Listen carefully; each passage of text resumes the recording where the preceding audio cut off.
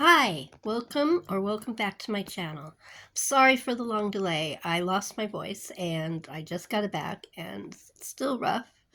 But I can talk again. I wanted to thank everybody for your support and kind words. I also like to thank the new people who are following me. I really appreciate that. Anybody new who subscribed, uh, kisses and love, because I'm a tiny little booktuber in a big vast universe.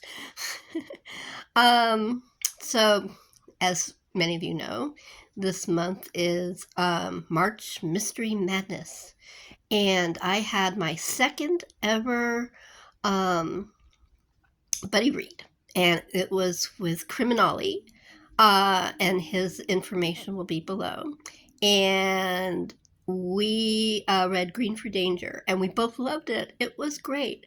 It was really different from the first Christianna Brand book I had read. It was his first, and we both really enjoyed it. Very, very good. She gives such a nice sense of the Blitz during World War II and what the people in the hospitals had to put up with. And it's a really good book. We both recommend it. This book I got for my birthday. I got birthday money and I got it. I haven't read a Lilian Brown the Cat Who book in a long time, and I really enjoyed it. It's really kind of silly, um, but you just every once in a while, I it, when you're reading mysteries, you need a little cake to go along with the really great um, stir fry. That's one of my favorites. So you need some cake to go with the stir fry, and this was my cake. Um, it's a really fun book, and I do recommend it. Now, this one is a reread, the Attenbury Emeralds, by Jill Paton Walsh. It's based on the Dorothy Sayers series of stories of Lord Peter Wimsey and Harriet Vane. And there's some people who don't like these, but I do. I think she really captured Harriet and Peter just as they were, and she gave some really interesting stories. Sorry, he saw my finger. Um, I almost dropped the camera, so I do apologize. Um, of the 4 books in the series, I actually think it's the weakest.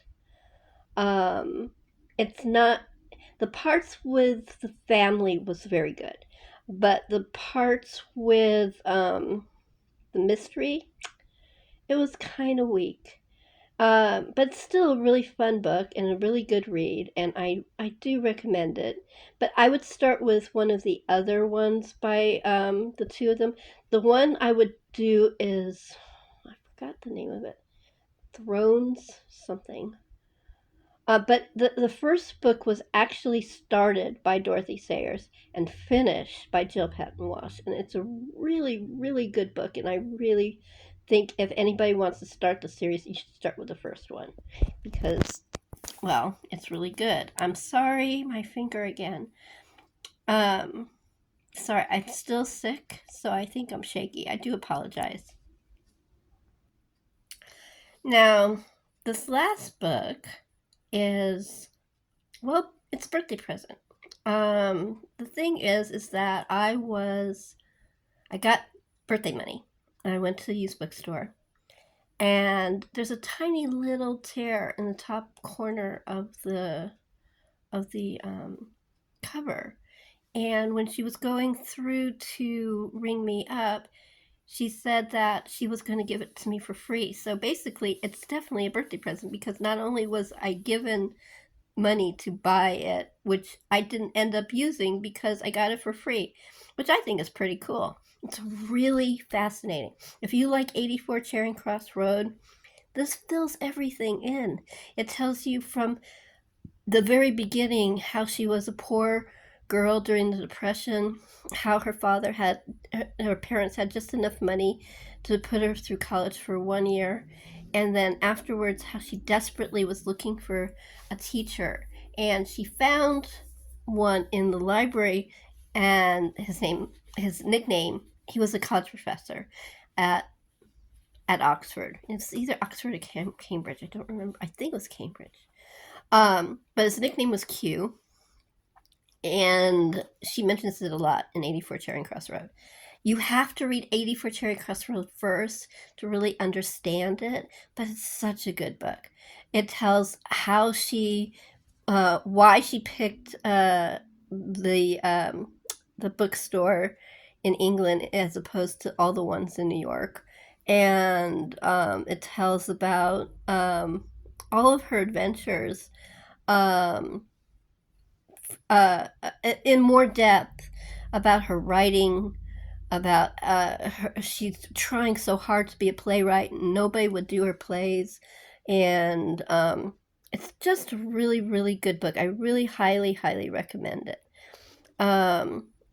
And really funnily enough, the next book that I am reading, hold on just a second,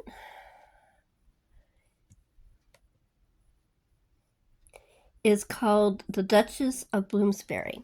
And oh, I'm sorry. You guys moved while I was looking at my computer for the name. I'm sorry. I told you my arm is just not steady right now. And I haven't been able to buy a tripod because I've been sick in bed for like almost 2 weeks. So I do apologize. The Duchess of Bloomsbury is it's actually the second part, and I just was able to get it through Libby, and it is about her going to England, finally going to England and seeing her friends that are there, Nora and one of her daughters, and the store, even though it was closed, and sightseeing and all the places she talked about when she said she wanted to go to England, she got to go to, and more. I mean, they treated her like, that's why it's called the Duchess of Bloomsbury, because they treat her like a queen. There's a really neat introduction at the beginning of the book by a fashion writer who loves the book, and really, if you love Helene, you love any of these, because it's just her personality is so fun and so loving and funny and caring and witty and caustic and irreverent. It's just, the whole series is just worth it. So that's one of the books I'm reading now. I'm also reading Agatha Christie's Poirot by Mark Aldrich. If you guys listen to my chatting with Sherri, I've talked to Mark a couple of times.